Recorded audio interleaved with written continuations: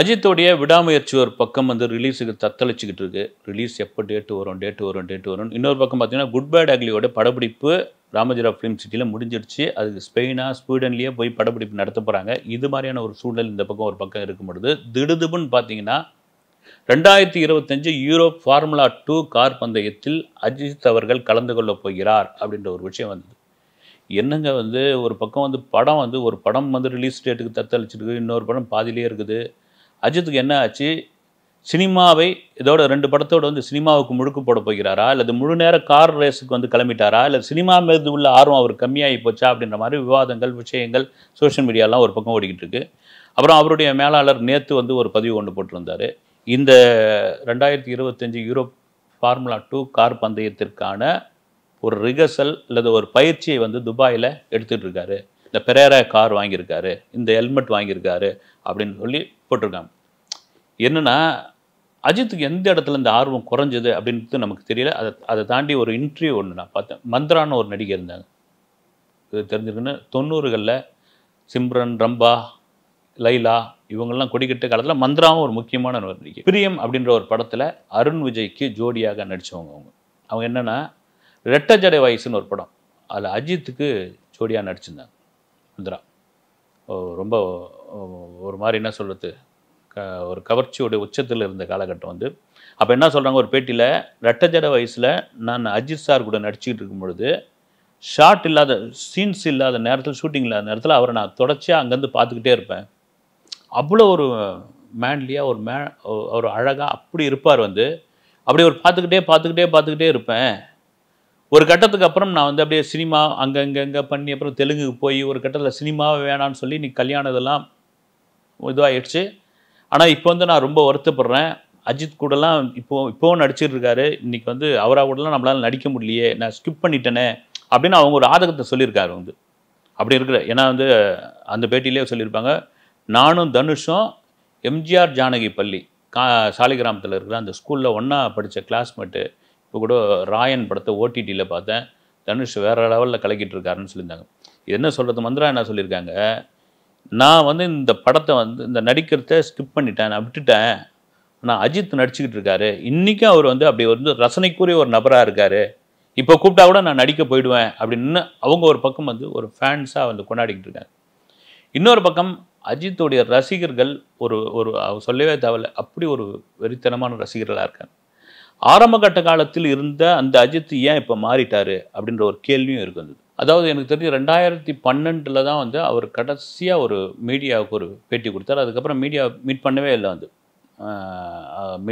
அதில் கூட வந்து ஒரு கேள்வியெல்லாம் கூட கேட்டிருப்பாங்க. நடிகர்கள் அரசியலுக்குள்ளே வராங்களே, அதை பற்றி உங்கள் கருத்து என்ன அப்படின்னு பொழுது வந்து, ஒரு கிச்சனுக்குள்ளே ஒருத்தர் இல்லை 2 பேர் சமைச்சா நல்லாயிருக்கும், ஒரு 10 பேர் சமைச்சா அந்த கிச்சனாகவும் இருக்காது, அந்த உணவும் சரியாக இருக்காது அப்படின்னு. அப்படி பார்த்தா தமிழ்நாட்டில் அவ்வளோ கட்சிகள் இருக்குது.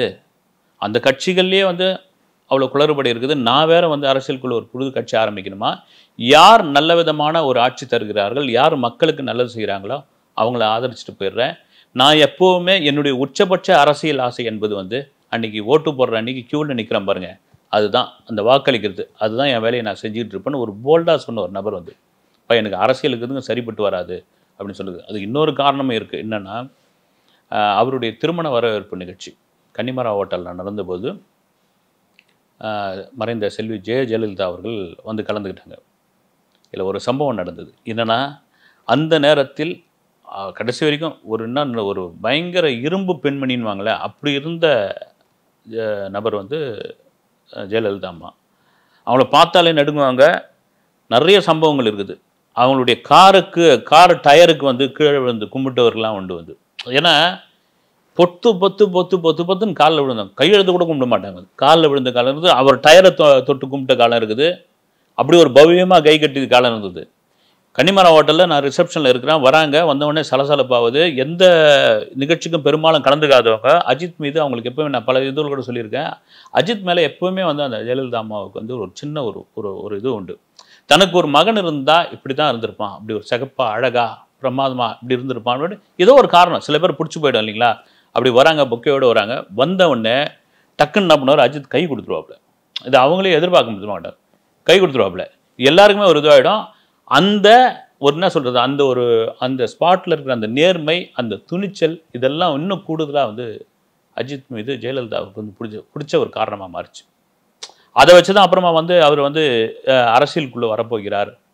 அவர் வந்து தன்னுடைய அரசியல் வாரிசாக செல்வி ஜெயலலிதா அவர்கள் அறிவிக்கப் போகிறார்.